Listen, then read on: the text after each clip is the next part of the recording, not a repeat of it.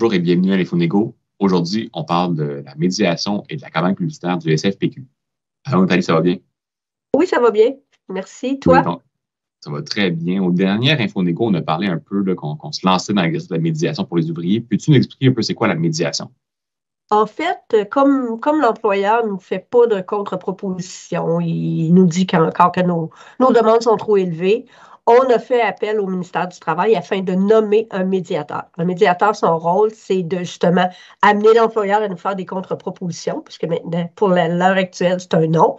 Et c'est la personne qui va tenter de nous rapprocher, de nous rapprocher avec l'employeur pour trouver des solutions afin idéalement, en venir à une entente de principe. Il y a des gens qui sont dans d'autres lieux de travail, qui ont connu des expériences différentes. Il y a aussi en négociation des fois des arbitres. C'est quoi la différence entre un arbitrage et une médiation? En fait, un arbitre, c'est comme un juge qui est nommé pour... lui, ce qu'il fait, c'est qu'il entend les deux parties.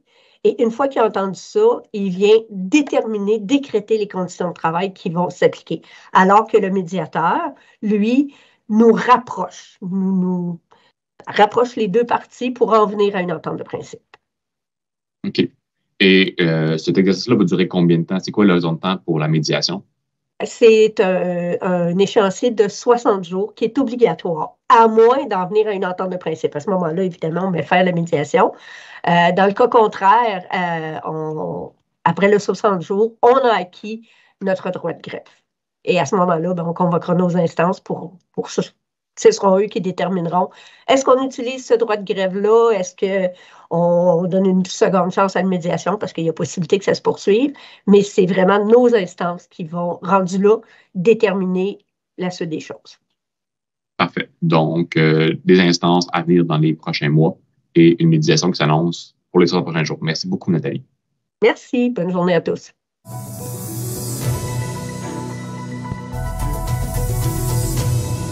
Monsieur Legault, on peut pas croire qu'il faut vraiment vous dire ça, mais des bons pères et des bonnes mères de famille, il y en a pas juste à la CAQ. Il y en a aussi parmi vos ouvriers et vos ouvrières. Mais, visiblement, pour vous, on est moins important. Ce qu'on vient d'entendre, c'est un extrait de la campagne publicitaire que le SFPQ va commencer à lancer dès la semaine prochaine dans l'espace public pour parler un peu des négos ouvriers et fonctionnaires. Michel, grande campagne publicitaire. Peux-tu nous parler un petit peu de son message, de son objectif?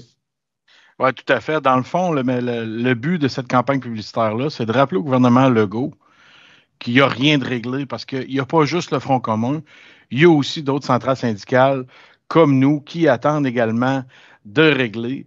Surtout que nos ouvriers sont les salariés les moins bien payés pratiquement de la fonction publique. Donc, on a des retards salariales qui sont quand même très importants. Donc, c'est de rappeler au gouvernement Legault qu'on est encore là, puis nous aussi, on veut régler nos conventions collectives. Donc, extrait radio, des panneaux sur le bord de l'autoroute. Est-ce qu'il y a d'autres actions de mobilisation au mois de février? Oui, tout à fait. Dans le fond, effectivement, on va autour du conseil syndical. Effectivement, il faut s'attendre à avoir un rassemblement.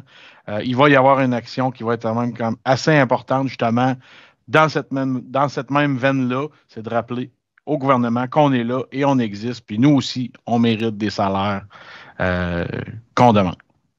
Donc, action de visibilité dans la semaine du 19 février, dont les modalités vont être précisées bientôt. Oui, exactement. Parfait. Bien, merci beaucoup, Michel. Ça fait plaisir. Et bien voilà, c'était l'Infonégo de cette semaine. Si vous avez d'autres questions par rapport à la négociation, n'hésitez pas à écrire à l'adresse au bas de l'écran et à la prochaine.